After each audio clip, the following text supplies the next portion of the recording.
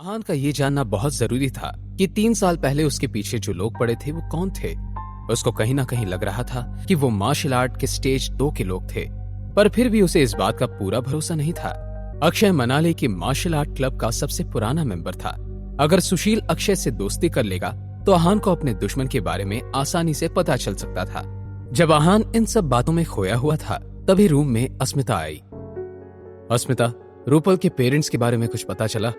Yes young master, अभी जो खबर मिली है उसके मुताबिक रूपल के पेरेंट्स मिस्टर अनुज और मिसेस ललिता ने जो वाइन बनाई थी उसमें कोई प्रॉब्लम नहीं थी। दरअसल उनकी डिस्ट्रीब्यूटर के साथ बहस हो गई थी, जिसकी वजह से उसने उनकी वाइन में कुछ मिला दिया था और एक बूढ़े आदमी को बेच दिया।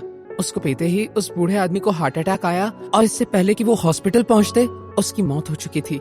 अच्छा, तो क्या उस बूढ़े आदमी की फैमिली बहुत पावरफुल है? इस आदमी का बेटा शर्मा फैमिली का दामाद है और सिर्फ इतना ही नहीं, उसके पॉलिटिकल और मिलिट्री कनेक्शन भी बहुत हैं। शर्मा फैमिली, वही शर्मा फैमिली जो टॉप 5 फैमिलीज में आती है मनाली के? Yes young master. ये सब सुनने के बाद आहान कुछ सोचने लगा। समझ गया, इस शर्मा फैमिली से डील करने के लिए कोई तिकड़म निकालना ही पड़ेगा। अब तुम जा सकती हो अस्मिता। Thank you. अस्मिता वहां से चली गई। लगभग रात होने वाली थी। आहान ने शनाया को कॉल करने के लिए जैसे ही फोन उठाया, फोन बजने लगा और शनाया का नाम फ्लैश होने लगा। हाय हबी, कैसे हो तुम? I am fine. अभी मैं तुम्हारे बारे में ही सोच रहा था। रियली? यस, काश तुम यहाँ होती। ओह हबी, अब तुम मुझे इतना मिस कर रहे हो तो मैं तुम्हें बता देती हूँ कि मैं मनाली पहुँच गई हूँ। अमेजिंग। तुम बताओ तुम कहाँ हो, मैं अभी आता हूँ तुम्हें लेने। यस मिस्टर आहान, मैं अभी मनाली बस स्टॉप पर हूँ। मैं 15 मिनट में पहुंचता हूँ, तुम मेरा वहीं इंतजार करना। आहान जल्दी से अस्मिता के ड्राइवर और गाड़ी लेकर बस स्टॉप की तरफ गया।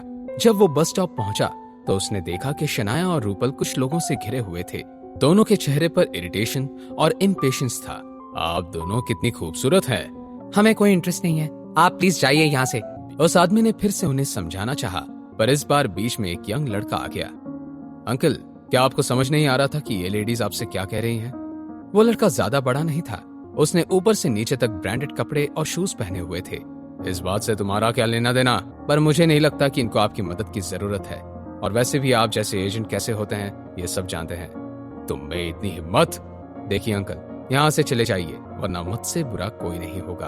अपनी बेइज्जती होता देखकर वो आदमी वहां से चला गया और भी जो लोग शनाया और रूपल से बात करना चाहते थे चुपचाप वहां से खिसक लिए। फाइनली अब शांति है। माय ब्यूटीफुल गर्ल्स, मेरा नाम आयुष है और मैं अब्रॉड पढ़ाई कर रहा हूँ। बस अभी अभी यहाँ आया हूँ। अगर आप फ्री हैं तो मेरे साथ मनाली घूमेंगी? मेरे हस्बैंड बस आते ही होंगे। तभी आहान वहां आया। उसके हाथ में बहुत खूबसूरत फूल थे। शनाया। आहान थोड़ा सरप्राइज हो गया जब शनाया ने आहान को छोड़ा। तब उसने वो फूल देते हुए कहा, beautiful flowers for my beautiful baby. Rupal की तरफ देखते हुए आहान ने पूछा, तुम यहाँ कैसे रूपल? मुझे मम्मी पापा की बहुत चिंता हो रही थी। मैंने ऑलरेडी किसी को भेज दिया है अंकल आंटी के बारे में पता करने के लिए। तुम इसके बारे में इतना मत सोचो। चलो अब चलते हैं, ड्राइवर वेट कर रहा है। इससे पहले शनाया और रूपल कुछ कह पाते, आयुष ने मजाक उड़ाते हुए कहा, ड्राइवर, तुम खुद एक ड्राइवर लगते हो। मैं ड्राइवर रख सकता हूँ या नहीं, इससे आपको क्या लेना देना है? आप बीच में इंटरफेयर क्यों कर रहे हैं? मेरा कोई लेना देना नहीं है, पर इन खूबसूरत लड़कियों को लेना देना है। अगर मैं गलत नहीं हूं तो तुम्हारा ड्राइवर कोई एक्टर होगा जो ड्राइवर की एक्टिंग करेगा और तुम्हारी कार भी कोई खास नहीं होगी। तुमने बिल्कुल सही कहा, तुम तो बहुत स्मार्ट हो। अब अपनी ये स्मार्टनेस कहीं और जाकर दिखाओ। आहान ने कैजुअली जवाब दिया।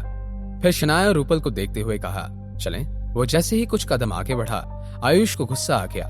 रुको, तुम्हारी हिम्मत कैसे हुई मुझसे ऐसे बात करने की? अगर हिम्मत है तो मुझसे शर्त लगाओगे? शर्त? तुम पागल हो गए हो क्या? नहीं, मैं पागल नहीं हुआ हूँ। मैं बस नहीं चाहता कि तुम इन दोनों से झूठ बोलो। अब बताओ, शर्त लगाओगे मुझसे? कैसी शर्त? तुम्हारा ड्राइवर एक एक्टर है और तुम्हारी कार भी अच्छी नहीं है। आहान को अब गुस्सा आने लगा था। उसने अलग अलग चेहरे बनाना शुरू किया। जाने दो आहान, पता नहीं ये क्यों पीछे पड़ गया है। शनाया की बात मानकर वो फिर वहां से जाने लगे, पर आयुष को अब भी चैन नहीं था। उसने फिर से उन्हें रोका और कहा, मुझे तुम्हारी कार देखनी है। अब शनाया, आहान और रूपल इरिटेट हो चुके थे। चलो मैं तुम्हें अपनी कार दिखाता हूँ। इस वक्त शनाया बिल्कुल शॉक थी। आहान के पास कार? ये कैसे पॉसिबल था? तीनों जैसे ही पार्किंग एरिया के पास पहुंचे, कार वहां नहीं थी। ये देखकर आयुष को बहुत मजा आया। उसे आहान को झूठा साबित करने का मौका मिल गया था। आहान की कार कहाँ चली गई थी? आयुष के आने से अब क्या होने वाला था? क्या अब आहान की कार देखकर शनाया को उसकी सच्चाई के बारे में पता चलने वाला था? जानने के लिए देखिए अगला एपिसोड सिर्फ पॉकेट एफएम के यूट्यूब चैनल पर, और सीक्रेट अमीरजादा के सारे एपिसोड्स को सुनने के लिए डिस्क्रिप्शन में दी हुई लिंक से डाउनलोड कीजिए पॉकेट एफएम ऐप।